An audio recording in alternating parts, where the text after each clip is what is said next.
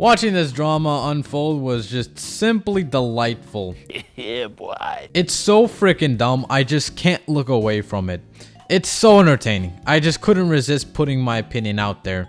I swear I was watching every video regarding this, and I still don't know what the frick they're arguing about. Call me an uncultured swine, a person wet behind the ears, I don't care. But hopefully I'll be able to explain the drama. But actually, in reality, this isn't really drama, this is completely subjective opinions. And they're arguing whose is better. So Danny Phantom released a video recently. If you guys don't know who Danny is, he analyzes the market quite a lot and shows the growths and losses of Pokemon sets, cards, and etc. as well as other content. But his most recent video definitely triggered a lot of people. As to why, well, I'm not even too freaking sure myself, but it is to do with sealed product, and as some people would like to say, how he was misrepresenting Pokemon investing. He started off the video ranting how he saw somebody making videos about how they bought a Charizard card in 2015 for $50 and now it's selling for $1,500, and that decision made them interested in Pokemon investing, and now they're starting to do a lot of content about it ever since. I do want to state though beforehand that singles and sealed products are a different ball game, so it isn't fair to compare them. But it doesn't really matter at this point because Danny's whole point was that this investor content creator says that buying a Lost Origin booster box for $130 was a good investment, as well as stating which boxes will go up and etc. That typical Pokemon investor bro stuff. And essentially Danny rants about how there seems to be a lot of people who made a couple lucky moves and made money more or less because of the 2020-2021 pandemic, and now they think they're gods and they started making content and say, hey, you see how much money I made? Yeah, better listen to me, buddy. I have more experience than you do. Buy all the Vaporeons and Lopunnies. Danny's whole point by bringing this up was that a lot of these people made money due to the pandemic and not really because they were smart about what they were buying. Now, this whole statement was kind of what pissed off a lot of people, but I do want to say by him saying this doesn't mean that no one made money off of Pokemon before the pandemic. That's not what he's saying. He's just saying a lot of people just got lucky, and well, that's the truth. It's no different from a stock. You buy a stock, and let's say something big happens, and say Tesla buys the company, and it makes the stock just rally up instantly. That's what happened in 2020, 2021 to Pokemon. He was just explaining that people let the success of their moves get to their head, and they think it will continue happening, just like it did in 2020, which Danny says is unlikely. His whole point was warning people that maybe you shouldn't really listen to every investor bro on YouTube. Be a little cautious and make your own investment decisions. Danny also showed a graph for the Sword and Shield sets and how they performed over the last year. Some grew in value and some lost, and some were stagnant for a while. And he said that people are selling the boxes because they didn't see a quick return enough on their investment. Essentially, Danny's whole video was to warn people not to look at all the investor bros' advice and think it'll work in the same extent it did in the past. Because no matter if you like it or not, the current economic state in the world is far different, which means different risks and different rewards. He didn't really say you couldn't make money by buying these sets for $140 a box. He just wanted to make sure you understand what you're getting yourself into and don't expect a big rally in prices, because more often than not, the money you spend on the products are going to be needed sooner than waiting for your product to go 3 times the price. With all investing, you should always allocate what you're willing to leave or lose. He did not say anything that the prices will stay flat and that no one made money before the pandemic or after the pandemic happened. Alright, I know that was a lot of details, but it doesn't stop there. And a guy named Nostalgianomics did a video calling out Danny Phantom on his data and his opinions toward investors. I do want to preface that he's allowed to make content disagreeing with others. Everyone's allowed to do that. It's not like drama channels like me are the only ones are allowed. So Nostalgianomics does mostly investment content on YouTube, and he has a pretty decent following. I personally don't watch his content, and I'm not really biased at all. I went into this video just trying to figure out which stuff he disagrees on Danny on. It did sound pretty intense. This was one of the worst misrepresentations of Pokemon investing, and one of the worst mischaracterizations of what Pokemon investors are, or the expectations they have with this stuff. So I was curious what the big deal was. But he goes on from there, and really makes it seem as if Pokemon investing really became a thing during the pandemic, 2020, 2021, and ever since then, it hasn't performed well, and before that it didn't perform well. So I have a question for you, Danny. When I got back in the hobby in 2015, a base set booster box was $800. Those boxes were anywhere from $60 to $70 to $80 back in 1999, 2000, 2001. Explain to me how during the most dead time in the entire hobby, 2001 to 2014, a box, a sealed product, was able to go from $60 to $80 all the way to $800 when I got back in the hobby. Explain this to me. Before the pandemic, that same box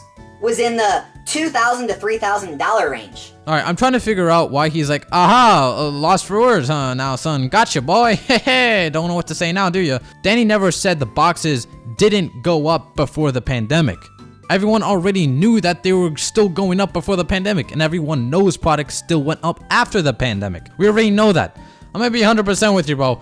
I don't know what kind of video you watch, but please tell me how that's relevant to anything Danny said in his video. He also made it seem like we're all kind of sitting around with our fingers crossed that another black swan event pandemic's gonna come, and that way the investments will rise again and we'll make money.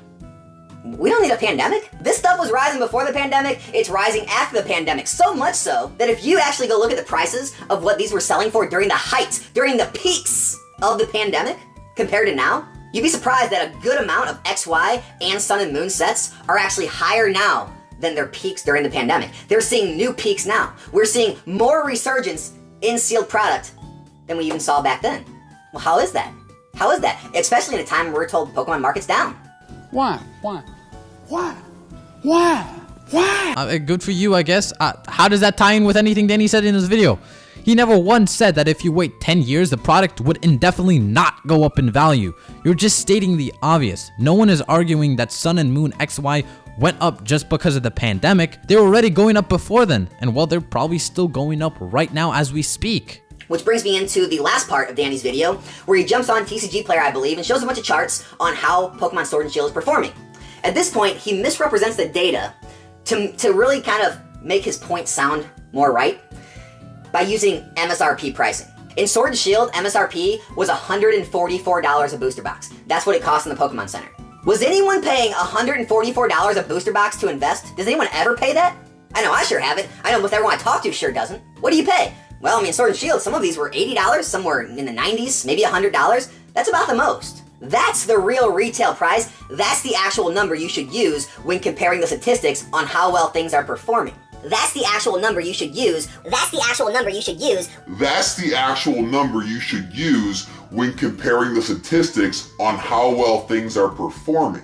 And I agree, you always need to factor in what you get the product for and how much it's selling for now. Danny isn't really trying to hide that from his viewers. He's not really showcasing the MSRP prices for the products. He's just showing the lows and highs for them, not the MSRP. He even said that the products that are available for MSRP are usually on the higher end of the stick because normally they come down a bit and you could find them cheaper on the secondary market.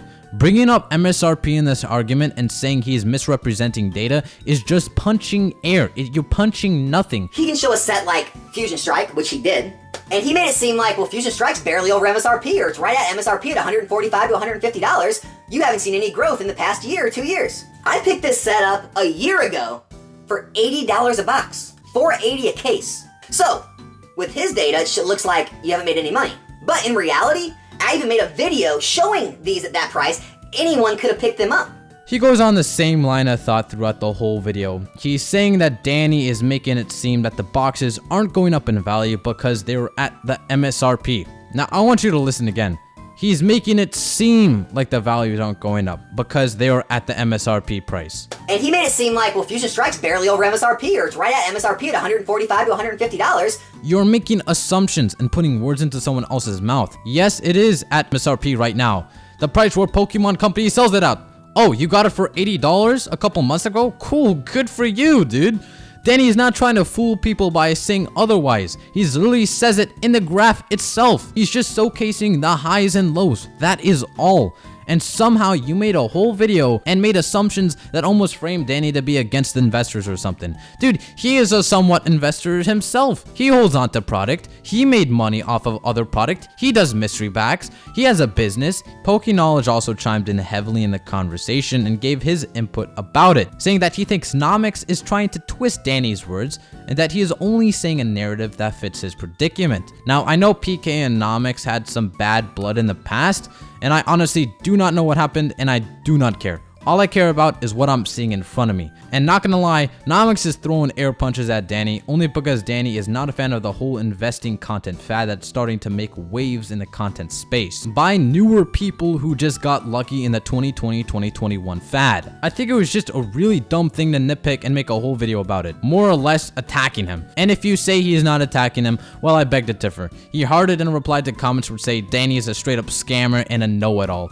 That is a representation of his position towards him, which is fine, bro. Everyone is allowed to think how they want to think about others. It isn't against the law or anything. It's just so goofy, man. That's pretty much all. I just wanted to talk about the drama a little bit. Give me your opinion down below. Did I miss anything? You're free to make a video about me. I don't mind. Please do, guys. Say that I don't do my research and stuff. I'm completely fine with that. Anyway, that's about it. Hope you guys have an amazing day, and I'll see you later, weebs. せーのでもそんなんじゃダメもうそんなんじゃほら心は進化するよ